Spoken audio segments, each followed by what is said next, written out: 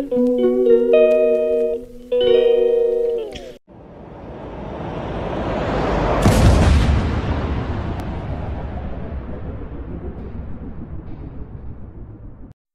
সাথে কেউ খারাপ ব্যবহার করছে? তাহলে জেনে নিন ভালো ব্যবহার কী।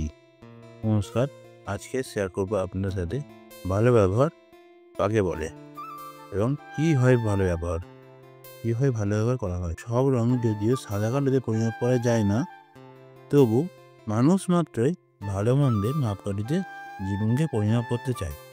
এমনকি নিজেদেরও মানুষ মাত্রই ধরে নেয় মানুষ হয় ভালো হবে নয়তো মন্দ।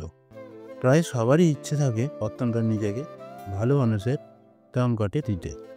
একটু খেয়াল করলেই তা সম্ভব। ভালো হওয়ার অন্যতম নির্দেশ হচ্ছে অন্যের সঙ্গে ভালো ও সদয় আচরণ। আজকের লেখায় আলোচনা হবে ভালো হওয়ার তথা ভালো সদয় আচরণ। আজকের লেখার আলোচনা হবে ভালো হওয়ার তথা ভালো সদয় ব্যবহারের ভালো দিকগুলি নিয়ে। 1 নম্বর পয়েন্ট হচ্ছে হাসির মতো ভালো ব্যবহারও সংক্রামক। আমরা যে শুধু রোগ ব্যাধিতেই সংক্রমিত হই এমনটা ভাবলে ভুল হবে। আমরা আনন্দেও সংক্রমিত হই।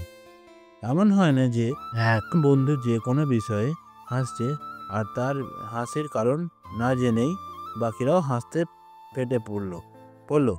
ভালো ব্যবহার ও সদয় আচরণের বিষয়টিও সেরকম। এই ইতিবাচক বিষয়টি সবার মধ্যেই ছড়িয়ে দিতে ভালো ব্যবহার জরুরি। 2 নম্বর পয়েন্ট হচ্ছে সম্পর্কে বোঝাপড়া বৃদ্ধি পায়। একথা সত্য যে জীবনে সবসময় ভালো আনন্দের বিষয় নিয়ে কথা বলার সুযোগ থাকে না। কখনো কখনো আপন মানুষের সঙ্গেও কঠিন বিষয়ে আলাপ করতে হয়। সেক্ষেত্রে মনে রাখা ভালো, খুব কঠোর কথা বলতে হলেও কারো ওপর রাগ না তেড়ে না উঠে তার সঙ্গে 1 কাপ চা খেতে বিষয়টি বুঝিয়ে বলা যায়। বরং এভাবে বললেই আলোচনা সফল হওয়ার সম্ভাবনা বেশি। যে ধরনের সম্পর্কই হোক না কেন, ভালো ব্যবহার ইতিবাচক যোগাযোগ চর্চা করলেও তাতে বোঝাপড়া বৃদ্ধি পায়। 3 নম্বর পয়েন্ট হচ্ছে সুস্থ দেহে সুন্দর মন। অন্যের প্রতি সদয় আচরণ শুধু মনেই নয়, দেহেও ভালো প্রভাব ফেলে।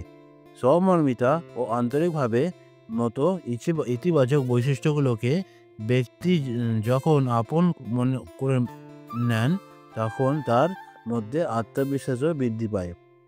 অন্যের সঙ্গে সংযোগ অনুভব করলে নিজের একাকিত্ব কমে যায়। একা 4 দেয়ালে বন্দি থাকতে হয় না, দলীয়ভাবে অংশ নেওয়া যায় বিভিন্ন শরীরচর্চার অভ্যাসেও।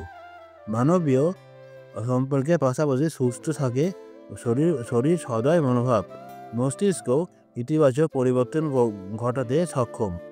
মস্তিষ্কে সন্তুষ্টি ও ভালো থাকার অনুভূতি জন্ম হয়। 4 নম্বর পয়েন্ট হচ্ছে আলাদা বিষয়ে আলাদা পরিচয় তৈরি হয়। বাসের সিট ছেড়ে দেওয়া, লিফটের দরজা ধরে রাখা, মন দিয়ে কারো মন খারাপের কথা শোনা আর আদতে ভালো হওয়ার চর্চাটা কোনো নির্দিষ্ট ক্ষেত্রে সীমাবদ্ধ নয়। যে কোনো পরিস্থিতিতে নিজের পরিচয় তৈরি করা যায় ভালো কিছু কাজের মাধ্যমে। সেক্ষেত্রে সচেতনভাবে নিজের আলাদা পরিচয় তৈরি করতে চাইলেও শুধু আচরণের বাড়তি ইতিবাচকতা সবার কাছে ব্যক্তিত্ব বিষয় তুলে ধরে। 5 নম্বর পয়েন্ট হচ্ছে সামাজিক সংযোগে বৃদ্ধি পায়।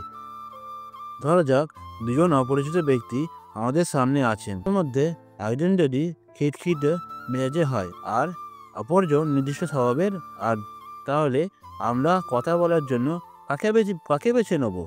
খুব স্বাভাবিকভাবেই দ্বিতীয় জনকে, কারণ তার কাছে পৌঁছানো বেশি সহজ। এমনটা হতেই পারে যে খিটখিটে মেজাজের মানুষটি প্রকৃতপক্ষে স্বভাব দ্বিতীয় জনের চেয়েও বেশি ভালো, তবে প্রথম পরিচয়ে কিন্তু আমাদের দ্বিতীয় জনকেই ভালো লাগবে। তাই ভালো আচরণ করলে সামাজিক সংযোগ বৃদ্ধি তথা নেটওয়ার্কিং সহজ হয়, যা সামাজিক জীব মানুষের জন্য সবসময় জরুরি। পৃথিবীর সবচেয়ে আনন্দময় জিনিসগুলির মধ্যে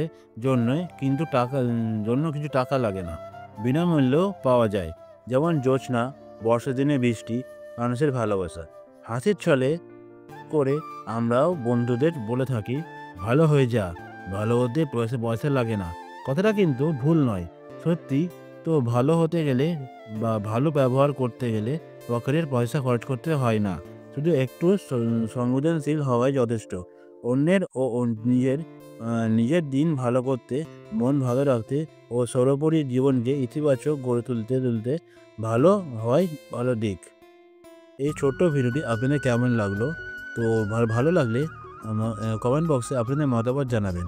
আর ভিডিওতে একটা করে লাইক করে দেবেন। লাইক করলে কী বলুন তো, ভিডিও করার উৎসাহটা বাড়ে। আর চ্যানেল যারা নতুন তারা চ্যানেলটাকে সাবস্ক্রাইব করে নিয়ে আমার পাশে থাকবেন। তো আজকের মতো ভিডিওটা আমি এখানেই শেষ করছি। সবাই ভালো থাকবেন, সুস্থ থাকবেন বা সাবধানে থাকবেন। টাটা, বাই বাই, নমস্কার।